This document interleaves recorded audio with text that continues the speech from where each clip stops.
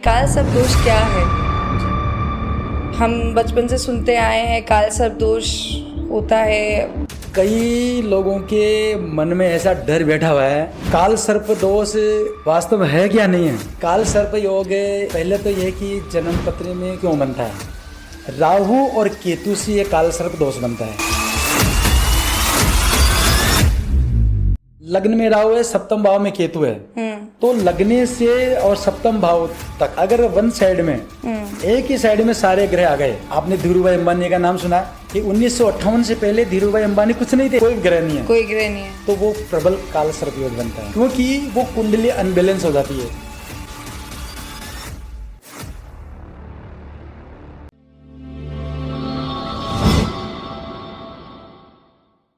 This episode is brought to you by Kuber Yog. And please enjoy this episode. जाने से पहले सिर्फ एक ही बात कहना चाहूँगी, please don't forget to subscribe. आपका हर सब्सक्रिप्शन हेल्प करता है हमें ऐसे अच्छे गेस्ट लाने में।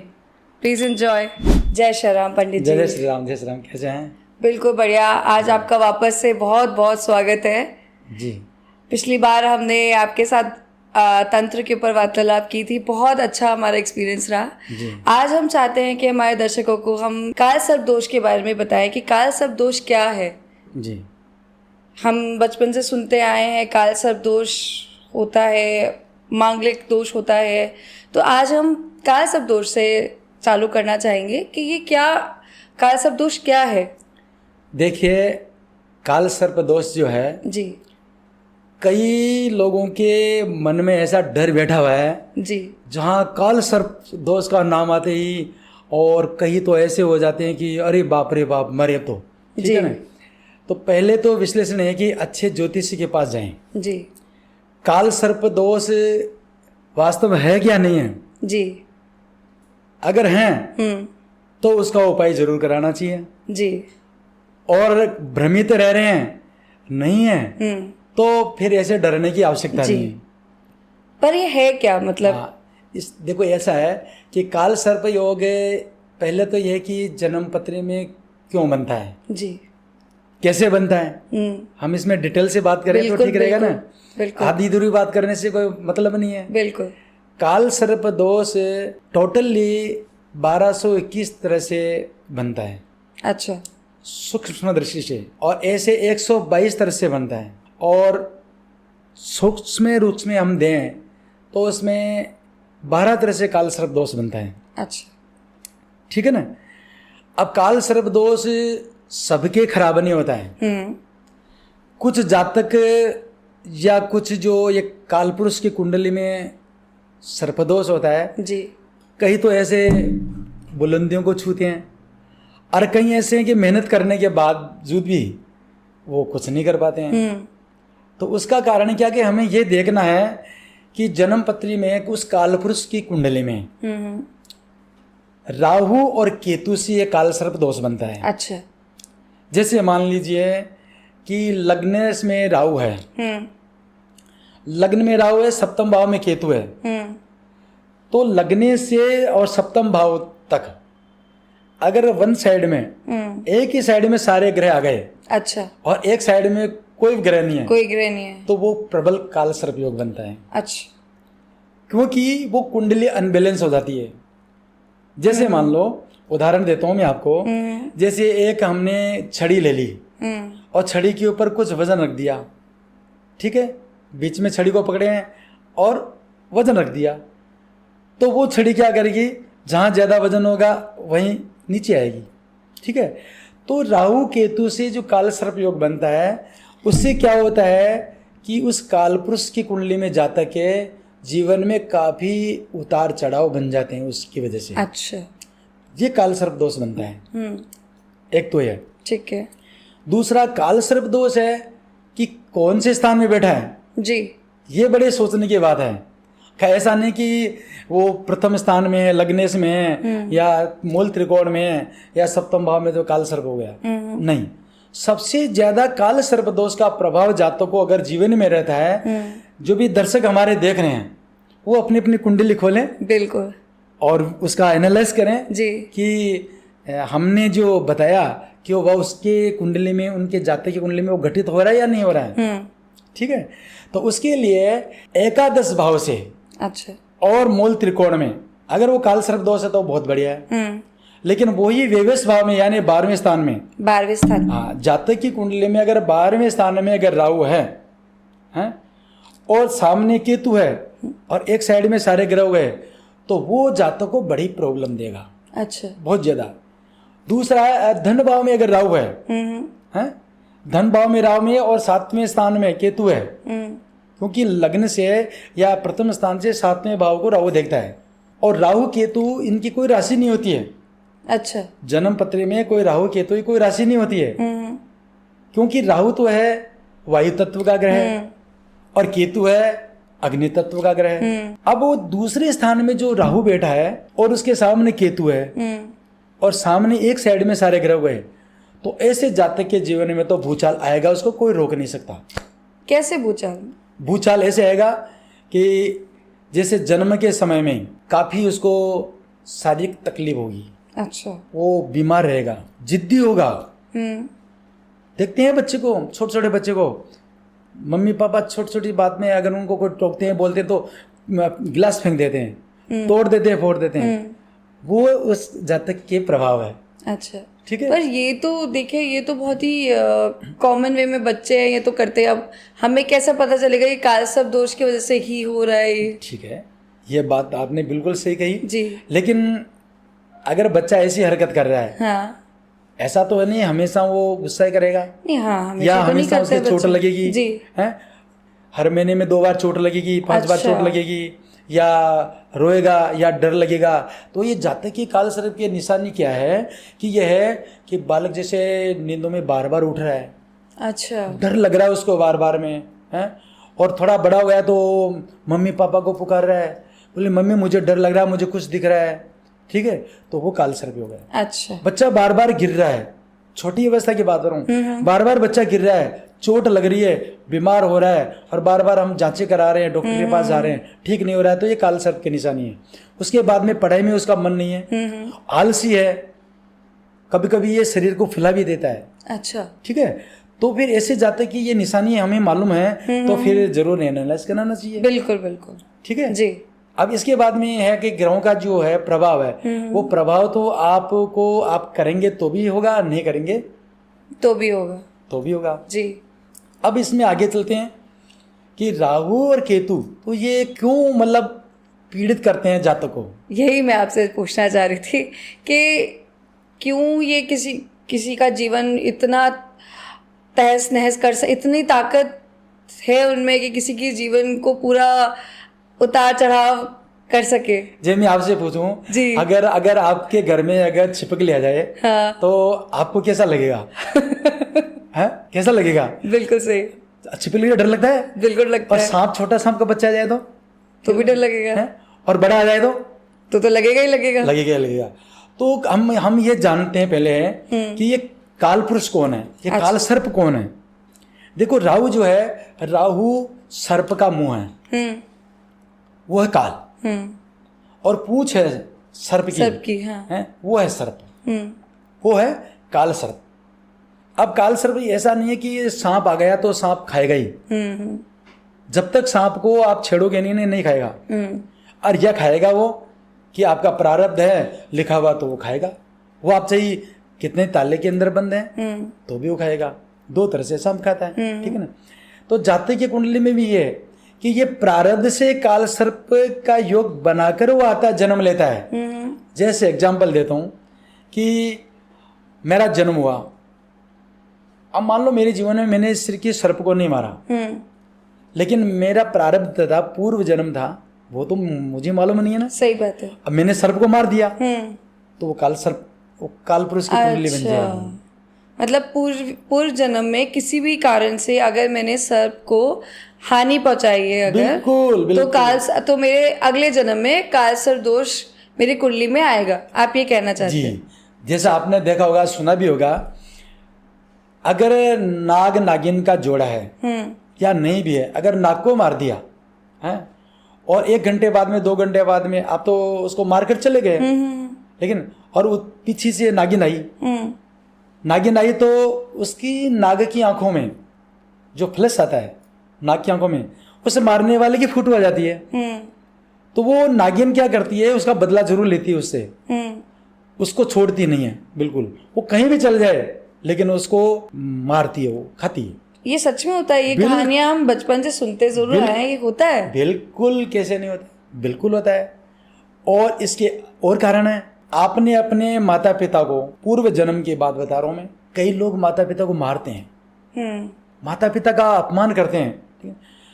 तो माता पिता का अपमान किया और दुखी हुए, कोई बीमार है, कोई धन से दुखी है, किसी प्रकार से दुखी है, तो आत्मा तो सबके अंदर है। पर धर्मो भयावह है, दूसरों को तकलीफ देना भी वो भी अधर्म है। तो जब माता पिता अगर उस समय दुखी होकर अगर प्राण छोड़ दिए, त्याग दिए, तो वो श्राप देकर जाएंगे। अच्छा। तो वो काल सर्प बनकर आएगा, निश्चित रूप से इसको कोई रोकने वाला नहीं है। अच्छा, समझे? उसके बाद में आप देखिए, किसी का आपने धन हड़प लिया, किसी का कर्जा नहीं चुकाए, तो भी आपको सर्प की ओर नहीं मिलेगी। अच्छा, सर्प क्या है? काल सर्प क्या है? हैं? आपने सुना होगा, बचपन में हमने बहुत सुना है। हाँ। हैं? अरे वहां पर धन रखा है, बहुत धन है, गुप्त धन है, हमारे बुजुर्ग का बहुत धन है, लेकिन वहां सांप खड़ा हो जाता है। हाँ, सांप खड़ा हो जाता है, ये सबने सुना है। ये सुना ना? तो वो जो काल सर्प है, राहु है, राहु क्या है? वो बहुत बुद्धिमान है, राहु बहुत टैलेंट है। जो राहु को समझ गया, वो राहु को पकड़ लिया और उसको अच्छा कर लिया, तो वो पता नहीं कहां से कहां पहुंचा देगा। तो धन में उनकी आसक्ति रहती है, वो धन के मालिक होते हैं। अच्छा, ये वसुओं में गिनती आती है इनकी। ठीक है? तो वो धन की स्थान पर रहते हैं उसकी रक्षा करने के लिए।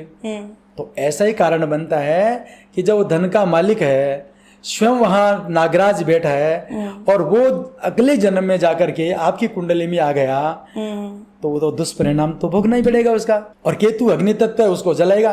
देखो, राहु जी शमशान है। अच्छा, राहु क्या है? शमशान। और केतु है शमशान की चिता है। शमशान की चिता? चिता है। अच्छा, अग्नि तत्व है। हाँ, समझ गए। जब राहु और केतु अपने पर आ जाएं, जैसे द्वादश भाव से लेकर के और सामने केतु आ गया, राहु मान लो 12वें भाव में है और सामने केतु है, तो उस समय जातक की अगर वो है और उसकी राहु की महादशा चल रही है, और राहु में मान लो चंद्र आ गया, राहु में मंगल आ गया, तो क्या होगा? ऐसे जातक का धन समाप्त कर देंगे। जैसे मैं आपको एग्जाम्पल देता हूँ, आपने एक घटना सुनी होगी हर्षद मेहता की। हाँ, सुनिए। हाँ, ये कब की घटना है?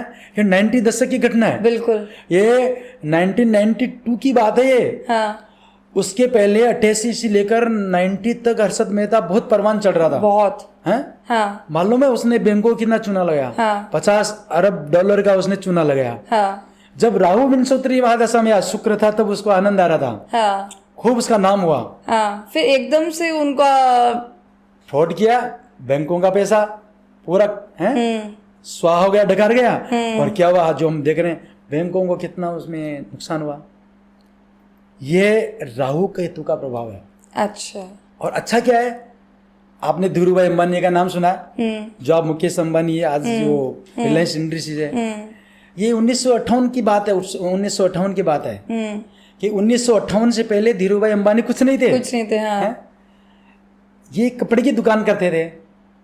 ठीक है? यहाँ तक कि लोहे का काम, कबाड़ी का जो छोटा सा काम था। लेकिन जो ही राहु इनकी कुंडली में उच्च का था, और राहु जो आया, तो इन्होंने RIL का, रिलायंस इंडस्ट्रीज का IPO लेकर आए। हाँ। ठीक है? 1977 में ये IPO लेकर आए और लिस्टिंग हुई। तब से आप देखिए, पीछे मुड़ के नहीं देखना पड़ रहा है। ये 2 एग्जाम्पल आपके हैं। तीसरा एग्जाम्पल देता हूँ। आपने मोरारजी देसाई जी का नाम सुना? बिल्कुल। कौन थे वो? हमारे प्रधानमंत्री हैं, प्रधानमंत्री रहे हैं। उनकी भी काल सर्प था। अच्छा। तो ऐसा नहीं है, डरने की कहीं जरूरत नहीं है किसी को ही।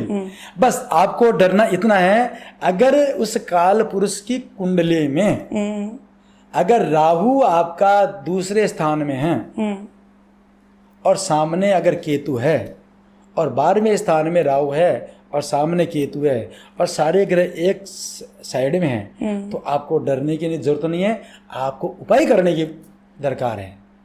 डरना कुछ भी नहीं है। ग्रह क्या बिगाड़े? कुछ नहीं बिगाड़ते। तो ये तो गए आपका, ये राहु का और केतु का।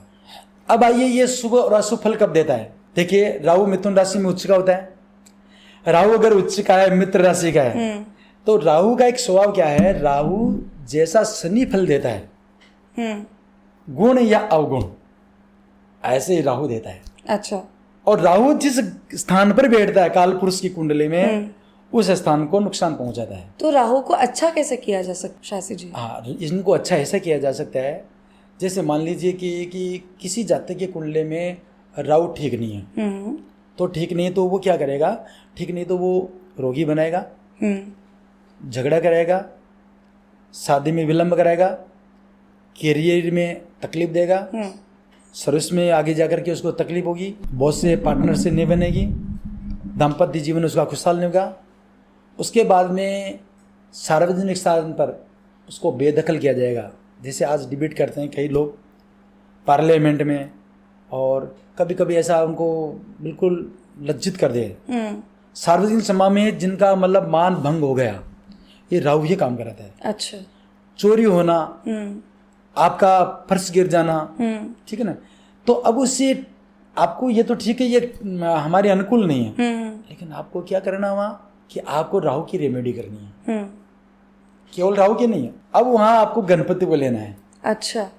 अगर आपने गणेश जी को ले लिया, हाँ। गणेश जी की रेमेडी कैसे, राहु को क्या प्रिय है पहले तो ये देखें हम, क्योंकि जिस ग्रह को जो प्रिय है उसके लिए वो काम पहले करना चाहिए। बिल्कुल सही बात है। तो राहु है बुद्ध की मानता है, गणेश जी की मानता है। अच्छा। क्यों? बुद्ध क्या है कि वे वनस्पति का कारक है।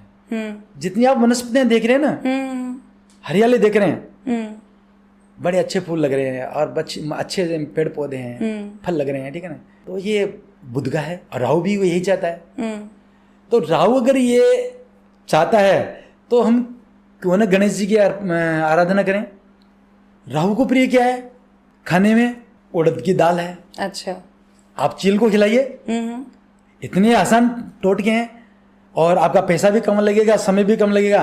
पाठ करने में तो आप 11 पाठ करेंगे। जी। तो मैं यही जानना चाह रही थी, कोई इंस्टेंट रेमेडी है क्या राहु को प्रसन्न करने की? पहले तो आपको ये करना चाहिए, छोटी छोटी फार्मूले टोटके जिनको बोलते हैं। अगर किसी जातक के काल सर्प कुंडली में है, ठीक है ना, बिल्कुल ना डरें कि राहु मेरा बिगाड़ेगा। राहु को मित्र बनाएं। अच्छा। कि राहु मेरा अच्छा मित्र, मेरा फ्रेंड है। कैसे बनाए? ऐसे बनाए, अगर आप दुश्मन को सामने गाली निकाल रहे हो और सामने खड़े हो तो दुश्मन तो मारेगा। सही बात है। हाँ, और दुश्मन से हाथ मिलाओगे तो वो हाथ मिलाने के लिए कोशिश करेगा। क्यों डरते हो आप? तो राहु के लिए क्या करना चाहिए? चील को पकौड़ी खिलानी चाहिए। चील को पकौड़ी खिलानी चाहिए। अच्छा। सफेद चीज नहीं खानी चाहिए। अच्छा। किसी कुष्ठ रोगी को, भिखारी को आप कचौरी है, तली हुई चीज है, यह दान करना चाहिए। अच्छा। जूते हैं, सॉक्स हैं, छाता है, यह दान करना चाहिए। ये राहु की रेमेडी है। राहु का यंत्र है। राहु का यंत्र आप है लिखें भोजपत्र पे। अच्छा। और उसकी पूजा करें। हाँ? और कुछ भी नहीं है तो भगवती के जगदम्बा के मंदिर में जाकर के और नारियल की पूजा करें, और नारियल उनके चरणों में चढ़ा दें। अच्छा। सबसे सुंदर उपाय है। और गणपति को पूजा करते समय दूर्वा है, वो दूर्वा चढ़ा दें। अच्छा। तो ये किस समय और किस वक्त करना चाहिए? ये जो आप रेमेडीज बता रहे हैं, ये क्या कभी भी कर सकते हैं? देखिए, जब हम असफल हो रहे हैं, ज्यादातर पूजा पाठ कौन करेगा? जो परेशान है। ज्यादातर डॉक्टर के पास कौन जाएगा? जो बीमार है। कोर्ट कचहरी में कौन जाएगा? जो दुखी है। जब इतनी चीजें हमारे साथ में जीवन में घटना घटित हो रही है, तो वहां समझना तो हमें पड़ेगा ना। सही बात। देखिए, काल सर्प के लिए हमें क्या करना चाहिए? कृष्ण पक्ष लेना चाहिए। अच्छा। कृष्ण पक्ष में ये असलेखा नक्षत्र का जन्म है राहु का, इसका भरणी नक्षत्र का जन्म इसका, और केतु का असलेखा नक्षत्र का जन्म है। तो ये जितने भी सर्प के नक्षत्र हैं, असलेखा, मग्घा, रेवती, मूल, ज्येष्ठा, अच्छा, ये नक्षत्र हों, और इसमें बुधवार, शुक्रवार, सोमवार, ये अच्छा। 3 दिन हो। अच्छा। और अमावस्या हो, अति उत्तम। अमावस्या के दिन, ग्रहण के दिन, और बड़ी अमावस्या तो और भी उत्तम। हाँ, अब देखिए जातक के जीवन में इतना प्रभाव जो पड़ रहा है, ये क्यों पड़ रहा है? आपने ग्रहण देखा होगा, सूर्य ग्रहण देखा होगा। बिल्कुल। जब ग्रहण के समय दिन में अंधकार हो जाता है पूरे संसार में, तो ऐसे जातक के जीवन में अंधकार आता है। ये राहु का काम है, चारों तरफ से अंधकार आ जाता है। तो ये मैंने जो 4 नक्षत्र हैं, असले का मग्गा हो, रेवती हो, ज्येष्ठा हो, मूल हो, इन नक्षत्रों में इनकी पूजा। अब पूजा कैसे की जाए? सिंपल सा है कि पहले तो तीर्थ में जाना चाहिए। अच्छा। सबसे बढ़िया जो उपाय है, बहता पानी हो, बहता पानी नदी का, जैसे उज्जैन भी है, महाकाल के, ओमकार से नर्मदा जी के। उसके बाद में आंध्रा में आप गए हो, तिरुपति बालाजी से 60 किलोमीटर दूर है, जिसको बोलते हैं कालाहस्ती बोलते हैं, वहाँ राहु का शीश कटा था, वहां पर जाइए। आपको मैं न्याजी मैं सही बता रहा हूँ, जब उस भूमि पर आप पैर रखोगे तो आपकी बॉडी कांपने लग जाएगी। ऐसा क्यों? ऐसा क्यों कि वहाँ वो जो भूमि में ना, वो ऐसी चीजें हैं, थोड़ी देर के लिए आपको कंपन होना पड़ेगा, लेकिन आपको रिलीफ मिलेगा। जो काला सर्प कराया आपने, आपको रिलीफ मिलेगा वहाँ। मतलब आप ये कहना चाह रहे हैं कि वो भूमि इतनी पावरफुल है कि हम वहाँ जाएंगे, अगर मेरे को काल सर्प दोष है और अगर मैं वहाँ जाऊंगी तो मेरी बॉडी बिल्कुल कंपन होगा, डर लगेगा। डर लगेगा। मान लीजिए मेरे अगर काल सर्प दोष है और मैं वहां जाना चाह रही हूँ पर मैं जा नहीं पा रही हूँ, रुकावट भी लगती होगी फिर ऐसे? बिल्कुल। देखिए काल सर्प, हम इसको काल सर्प मानते हैं। ये काल सर्प, ये पितृबाधा से भी काल सर्प बनता है। अच्छा। जिसके घर में पितृबाधा होती है ना, वो काल सर्प का भी रूप है। अच्छा। है। और किसी ने धन लिया तो वो भी, कर्जा लिया तो वो भी है। तो कई तरह से, ये 12 तरह से हैं। जैसे शेष नाग है, इनके नाम में बता रहा हूँ कि शेष नाग है, कुलिक है, तक्षक है, करकोटक है, अनंत है, वासुकी है। ये इस प्रकार से ये काल सर्प 12 तरह से होता है। मैं काल सर्प वालों को एक बात कहता हूँ, भैया तुमने पूजा करा ली, सब कुछ करा लिया। अब कई लोग जाते हैं, उज्जैन जाते हैं, नासिक में, गुरुजी, शास्त्री जी हमने तो काल सर्प की पूजा करा ली। मैं क्या, काल सर्प की पूजा नहीं हुई, वो हमें मालूम पड़ जाता है? कैसे होगी? क्योंकि पूजा तो आप कराई आपने, अच्छा है तीर्थ में जाना, कि आप अगर 1 लोटा भी जल चढ़ाते हो, तर्पण करते हो, तो वो भी ठीक है जी। लेकिन वहाँ क्या होता है, सामूहिक रूप से पूजा में बैठाते हैं सबको। अच्छा। जैसे मान ले कि 50 व्यक्ति हैं या 50 जोड़े हैं, उनको एक साथ बैठा दिया और 2 विद्वान बैठ गए, तो उससे आपका प्रॉपरली काल सर्प दोष का निवारण नहीं होगा। क्यों नहीं होगा? कि इसमें काल सर्प दोष में हमें क्या करना पड़ता है, अगर संभव हो तो जीवित सर्प की पूजा करें। अच्छा। हम नाग पंचमी को करते हैं ना, जब सर्प की जो बिंबी होती है एक झाड़ के पास में, तो वहां जाकर पूजा करते हैं। अच्छा। हमारी माताएं बहनें करती हैं, आपको मालूम है, ठीक है ना। तो अब वहाँ जीवित सर्प हो, लेकिन पाबंदी है, गवर्नमेंट की पाबंदी है कि जो जंगली जानवर है, जीव जंतु हैं, उनको नुकसान नहीं पहुंचाते हैं जी। तो हम क्या करते हैं, उसकी जगह चांदी के और तांबे के नाग बनाते हैं। जी, हमने देखा है कि काल सर्प की दोष की पूजा में चांदी के और उनके पीतल के सर्प यूज करते हैं जी। तो वो तांबे के और चांदी के नाग बनाना चाहिए जी। तो आपके 9 नाग और 9 नागिन उसमें बनाए, ठीक है। और उनकी प्राण प्रतिष्ठा, जैसे मंदिर में मूर्ति की प्राण प्रतिष्ठा करते हैं, ऐसे ही उनकी प्राण प्रतिष्ठा की जाती है। अच्छा। हैं? अब कम से कम भी हम अगर मान लो शॉर्ट में भी कराएं, तो हम 5 विद्वान उनको इसमें लेना चाहिए। अच्छा। क्योंकि इसमें राहु के केतु के जप भी होते हैं, राहु केतु स्तोत्र के पाठ भी होते हैं। अच्छा। और इनके नागों की माता है मनसा देवी, ये जरत्कार ऋषि की संतान है। अच्छा। तो आप उनकी मनसा देवी की भी पूजा करेंगे, जब करेंगे, और भागवत का एकादश यानी 11वां स्कंद का आपको पाठ भी करना पड़ेगा। फिर उसके बाद में भगवान शिव का अभिषेक उन नागों को लेकर के, प्रतिष्ठ नागों को लेकर के, और भगवान शिव का जहाँ अभिषेक चल रहा है वहाँ जलेरी पर उनको नाग को रखना है।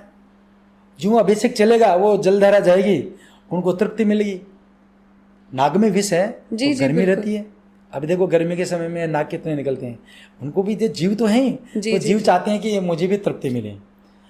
तो इस कारण फिर उसके बाद में उनको तृप्ति मिलती है और प्रभावित कर देते हैं। अगर नाग है, जीवित हैं, तो हम छुड़ा देते हैं सवेरे से जंगल में जाकर के। जी। तो कोई बंधन में है, किसी को जेल से मुक्त करा दिया जाए, किसी तो को बंधन से, हाँ, उसको तो वो छोड़ना आशीर्वाद पड़ता देगा नहीं देगा? जी जी जी बिल्कुल। तो वो जब आशीर्वाद दे दिया तो उसका काला सर्प का निवारण हो गया। अच्छा, तो ये पूजा छोटी होती है या हम इसको माने कि ये एक बड़ी क्रिया के तौर पे हम इसे देखते हैं, या हम इसे छोटी क्रिया के तौर पे देखते हैं? देखिए, पूजा कोई छोटी है और कोई बड़ी नहीं होती है। ये हम कहने लगे कि साहब छोटी सी पूजा करानी है। जी जी जी छोटी क्या है, पूजा तो पूजा ही है। जी। आपका भाव है और आपकी जो है वो उसमें कैपेसिटी होनी चाहिए। अब किसी की मान लो कैपेसिटी नहीं है तो हम उनको प्रयोग बता देते हैं, भाई नहीं भाई, किसी के पास पैसा नहीं है, अर्थ नहीं है। देखो सीधी सी बात है, किसी के पास 10,000 रुपये 20,000 रुपये नहीं है तो डरने की कोई ज़रूरत नहीं है। उसके कई फार्मूले हैं, ठीक है ना। मैं एक दो फार्मूले बताता हूँ कि हमारे दर्शकों को लाभ मिले से। जी जी जी बिल्कुल। क्यों कि कोयला तो है, आसानी से मिल जाएगा, बिल्कुल आराम से मिल जाता एक बांस की डलिया लें, एक काला कपड़ा लें, और जितना वजन अगर बच्चा है मान लो 10 किलो 15 किलो है तो उस डलिये में जितना आ जाए वो अपने उसमें डलिये में वो रखें, और उसमें एक नाग देवता रखें। श्रीफल लें, श्रीफल के ऊपर उनको नाग देवताओं की पूजा करके और मोली से लपेट करके और उस डलिया को लेकर जाएं सिर के ऊपर, है ना, माला पहना करके, और बहता पानी हो, जहाँ भी गंदा पानी नहीं बनना चाहिए, ये ध्यान साफ रखना। पानी। अगर गंदा पानी में आपने डाल दिया तो राहु प्रकोप करेगा। अच्छा, अगर शुद्ध पानी है, तीर्थ का जल है, बहता हुआ पानी है, तो आप डलिया को अपने पीछे से आप उसको ऐसे डालिएगा। अच्छा। सामने से नहीं डालना, अच्छा पीछे से, पीछे से। ठीक है। नहीं ये तो होता है, जैसे ये तो आप बता रहे हैं विधिवत तरीके से अपन जब प्रयोग करते हैं तो इसका सफल, ये ज़रूर सफल होता है, ये तो आप बता रहे हैं। ये मैं आपसे ये जानना चाह रही हूँ कि जिसके पास सुविधा नहीं है, जो खुद प्रयोग कर रहे हैं, जो आपने बताया प्रयोग जो बताया कि जिसके पास नहीं है साधन, वो खुद कर सकते हैं, तो उस केस में क्या रिजल्ट्स मिलते हैं? उस केस में क्या काल सर्प दोष खत्म हो जाता है? बहुत अच्छी बात पूछी आपने जी। देखिए, मैं ब्रह्मित नहीं करूँगा जी, मैं असत्य शास्त्र से हटकर नहीं जाऊँगा। वही हम जानना चाह रहे हैं आपसे। हमने जो रेमेडीज आपको बताई है, श्रीफल की, कोयले की, ये आपको तुरंत रिलीफ मिलेगा, तुरंत मिलेगा, लेकिन काल सर्प खत्म नहीं होगा। अच्छा, आप चाहें ऐसे तो सभी सोच लेंगे कि ठीक है हम ये 50 रुपये का 100 रुपये का काम करा देते हैं, काल सर्प खत्म हो गया। काल सर्प दोष खत्म नहीं होता है, कुछ समय के लिए आराम मिल जाता है। अच्छा, काल सर्प की मैं एक विशेषता और बता दूं आपको, जीवन पर्यंत उसका काल सर्प दोष रहेगा। अच्छा, पूजा कराना ही आवश्यक है, पूजा से उसका दोष नष्ट होता है। काल सर्प जो है योग है, वो योग कभी भी भंग नहीं होगा। अच्छा, बिना पूजा के भंग नहीं होगा? भंग नहीं होगा, वो कभी भी जीवन में वो रहेगा, लेकिन पूजा से वो राहु और केतु है वो आपके अनुकूल फल देने लग जाएंगे। अच्छा, और अनुकूल भी नहीं देंगे, वो रुष्ट होकर बैठे हैं या दुष्ट स्थान पे बैठे हैं या वो दुष्ट ग्रह बनकर बैठे हैं, प्रतिकूल हैं, तो आपको अशुभ फल नहीं देंगे वो। अच्छा, समझ रहे हैं? समझ गए। इसलिए रेमेडी तुरंत काम करेगी, जल्दी काम करेगी, लेकिन कुछ समय के लिए, ज्यादा से ज्यादा 6 महीने के लिए, इससे ज्यादा नहीं। परमानेंट नहीं हुआ, लेकिन आपको कुछ समय के लिए आराम मिल जाएगा। ये दोष खत्म होता है, योग खत्म नहीं होता है।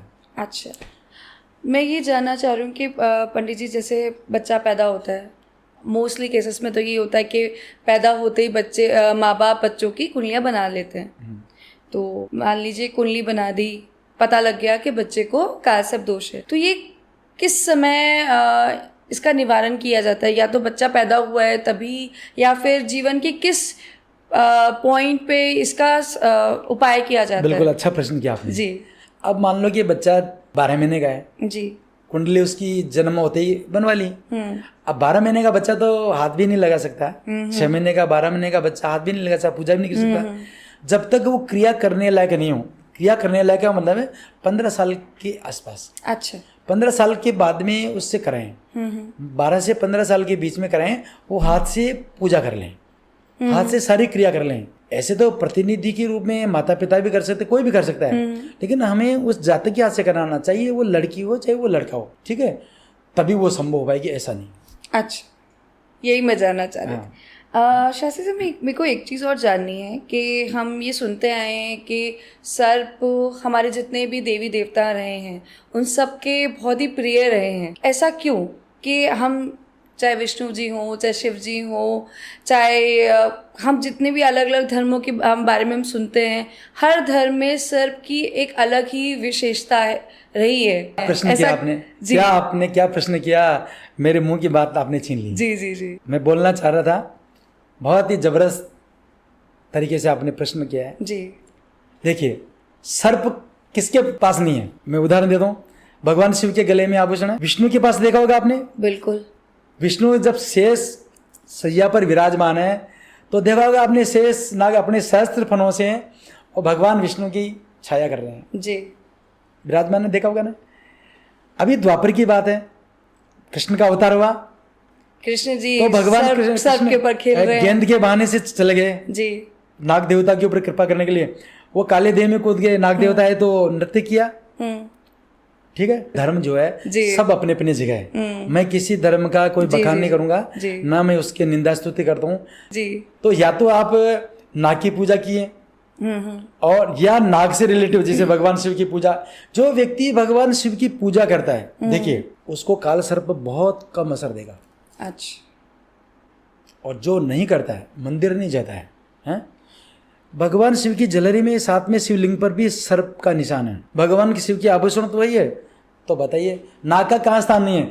आप धन के स्थान में नाग नहीं है, आपके घर में नाग नहीं है। अरे आप छोड़िए, भूमि पूजन करते हैं तो वहाँ नाग और नागिन की पूजा की जाती है। उसको जिस दिशा में जो भूमि पूजन होता है वहाँ नाग की स्थापना की जाती है। जी जी बिल्कुल की जाती है। वो हमारी रक्षा करते हैं, तो फिर डरने की कहाँ जरूरत है। जी, मैं यही जानना चाह रही हूँ कि नागों की इतनी विशेषता क्यों है।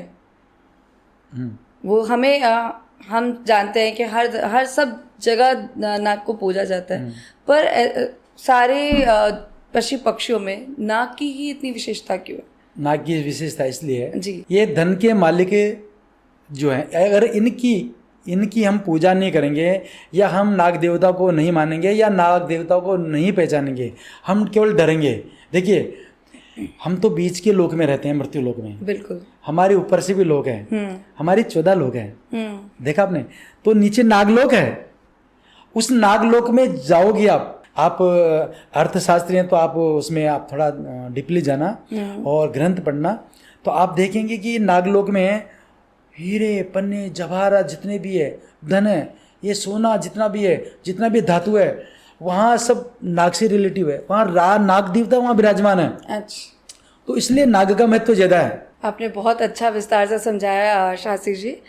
शास्त्री जी, हम ये जानना चाहेंगे कि लोग ये कहते हैं कि एस्ट्रोलॉजी के नाम पे लोग काल सर्प के नाम पे लोग डराते हैं कि काल सर्प दोष एक मिथ्या है, नहीं होता है काल सर्प दोष। क्या ये सच है? देखो, अगर ये कह रहे हैं, मैं तो शास्त्र को मानने वाला हूँ जी। अब ऐसा नहीं कि मैं इस कर्म से जुड़ा हूँ, मैं ब्राह्मण हूँ तो मैं कहूँगा। देखिए, कोई भी समाज हो, अब धर्म को नहीं मानने वाला है, मान लो कि मोमडन है, तो उनको इनसे मतलब नहीं है। लेकिन ऐसा नहीं है कि उसको काल सर्प नहीं लगेगा। जो प्रकृति में काल पुरुष बनकर आया है यहाँ, वहाँ प्रकृति में कोई भेदभाव नहीं। अच्छा भी होगा तो सबके साथ होगा, और जो अरिष्ट होगा, जो कुप्रभाव होगा, सबके साथ होगा। वहाँ भगवान की प्रकृति में कोई भेदभाव नहीं है।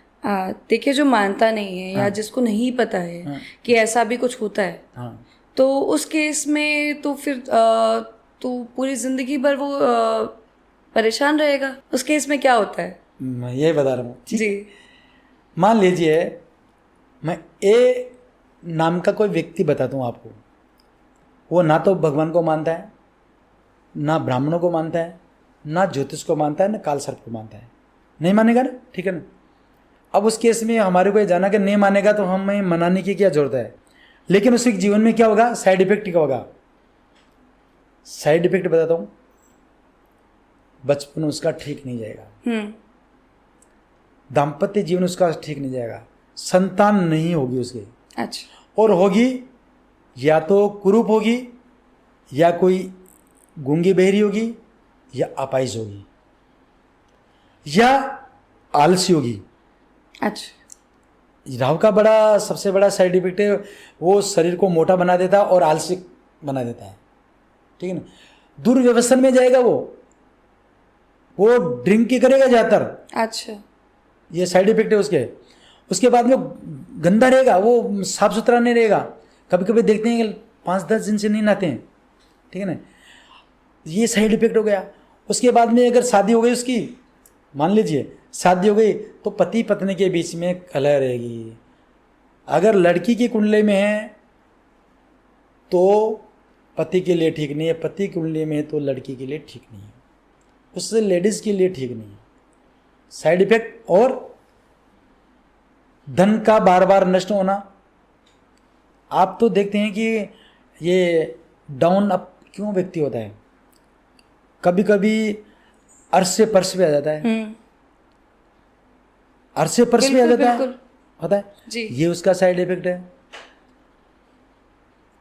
कितनी जांचें करा लेते हैं, हॉस्पिटल में चले जाते हैं, लेकिन इलाज बोले, डॉक्टर बोलते हैं इलाज मतलब जांचें करा ली सब सही है, कोई भी रिपोर्ट ऐसी नहीं आई जो आपके फेवर में नहीं है, लेकिन फिर भी वो ठीक फिर नहीं भी परेशान कहते हैं जी, बोले क्या करें, इतना उपाय कर लिया, डॉक्टर ने MRI करा दी, सोनोग्राफी, एक्सरे वगैरह सब हो गए, लेकिन पकड़ में नहीं आ रहा कि क्या हो, पकड़ में नहीं आ रही।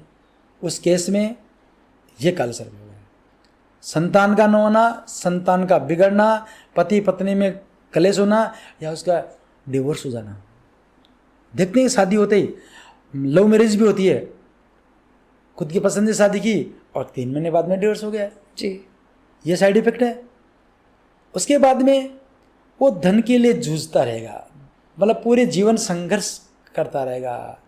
ये मैंने बहुत आजमाया, एक नहीं मैंने सैकड़ों लोगों के ऊपर आजमाया, और वो करते भी नहीं है, मानते भी नहीं है, बताया तो वो करते भी नहीं है, बोले कुछ नहीं होता, ये फालतू की बात है। लेकिन अब उनकी ये स्थिति है कि उनका किराए का मकान है, मकान नहीं बना पाए, किसी घर में 2-2, 3-3 संतान है, 40 साल 45 साल की हो गई, अनमेरिड, संतान नहीं हो रही उनकी, आगे चल करके शादी भी हो गई तो पति पत्नी में कलह है, या फिर वो दुर्व्यसन में जा रहे हैं, क्या करें, अरे ब्राह्मण होकर भी क्या करें, वो बेटा तो दारू पीता है, शराब पीता है। ये राहु के साइड इफेक्ट हैं। अगर ये गुण हैं तो ये समझ लेना चाहिए कि ये राहु का इसके ऊपर प्रकोप है। अब मान लें कि राहु का प्रकोप भी है, बताने वाले ने बता भी दिया, पैसा भी उसके पास है, लेकिन नहीं कर पा रहा, तो उसमें हम कुछ नहीं कर सकते। क्या करेंगे हम जी, हम सलाह दे सकते हैं। अच्छा, मतलब अगर इम्पैक्ट हो गया और तो हम बाद में उसका इलाज करके नहीं ठीक कर सकते उसका इम्पैक्ट? देखिए, अगर ये चीज़ अगर वो किसी के पास में गए होते हैं, जी जी जी, देखो निष्फल प्रोग्राम नहीं होता कोई भी, सफल होते हैं सारे, लेकिन मान लेते हैं कि उसमें 10% 5% उसमें लॉसेस होता है उसका, लेकिन वो उसको समझ में आ जाता, समय रहते ही उसको मालूम पड़ जाता कि मैं गलत दिशा चुन चुका हूँ और मैं गलत राह पे जा रहा हूँ, मुझे ऐसा नहीं करना चाहिए, लेकिन उसने सब समाप्त कर दिया, फिर क्या करोगे? अच्छा, समाप्त होने के बाद अगर मैं फिर कराऊंगी तो कुछ उसका फायदा नहीं होगा? देखिए नेहा जी, आप देखिए सांप निकल जाए और फिर आप उसके निशाने को देखते रहो, उससे कुछ होने वाला नहीं है। आप आए दिन देखते हैं कि उसने सुसाइड कर लिया, ये राहु का साइड इफेक्ट है। ये शेयर मार्केट में लॉसेस होता है, आपको देखा ये शेयर मार्केट में क्या हो रहा है भाई, जिसका राहु ठीक नहीं है वो शेयर मार्केट में क्यों आता है? देने वाला राहु है। मैं आपको अब अच्छी चीज बता रहा हूँ राहु के लिए, ये तो आपको मालूम पड़ गया। देखिए राहु का इसका सर्पदोष का योग भंग भी हो जाता है। राहु के साथ में अगर चंद्रमा है तो वो ग्रहण योग बनता है, राहु के साथ में मंगल है तो वो मंगल अंगारक योग बनता है, ये खराब है। अगर वही केंद्र में अगर बृहस्पति बैठ जाए या मूल त्रिकोण में आ जाए, ठीक है ना, केंद्र में बृहस्पति हो तो वो काल सर्प योग भंग हो जाता है उसका। अब कई लोग क्या करते हैं, जैसे काल सर्प है लेकिन वहाँ योग भंग हो गया, ठीक है ना। तो अब इसमें क्या करना चाहिए कि शेयर मार्केट वालों को इससे दूर रहना चाहिए। अगर राहु खराब है तो, और राहु आपका उच्च का है, मिथुन राशि का है, और वो शुक्र के साथ में बैठा है, या बृहस्पति केंद्र में है, केंद्राधिपति होकर बैठा है, या बुध के साथ में बैठा है, तो फिर शेयर मार्केट में काम करो ना, है, या कोई भी बिजनेस करो ना। लेकिन राहु का बिजनेस करना चाहिए। राहु का बिजनेस क्या है? राहु का बिजनेस कोयला है, राहु का बिजनेस है लोहा है, राहु का बिजनेस क्या है? ज्वलनशील जो लिक्विड होता है राहु का ये, केमिकल्स हाँ जी। केमिकल से हो गया। राहु का ये जूते हो गए, सॉक्स हो गए, छाता हो गया, ठीक है ना। राहु का शेयर मार्केट का काम है, ठीक है। तो ये राहु का काम है, तो इसको करना चाहिए, राहु को सफल होंगे। मैं आपने बहुत सब कुछ विस्तार में बता दिया। एक आखिरी सवाल जो मेरे मन में है कि जैसे हम सुनते हैं मांगलिक की शादी फिर भी हो जाती है, वैसे ही क्या काल सर्प एक अगर किसी को है तो दूसरे काल सर्प दोष वाले से शादी हो जाती है? ये तो क्या ये चीज होती है? मुझे ये तो आपने ऐसे उलझन डाल दी हमारे दर्शकों को, ये बहुत ज्यादा उलझन में पड़ जाएंगे। अभी काल सर्प से निकले नहीं, वो मंगल में और फंस जाएंगे। नहीं, मैं ये जानना चाह रही हूँ कि दो काल सर्प दोष वालों की शादी हो सकती है क्या? वो ज्यादा विस्फोट हो जाएगा।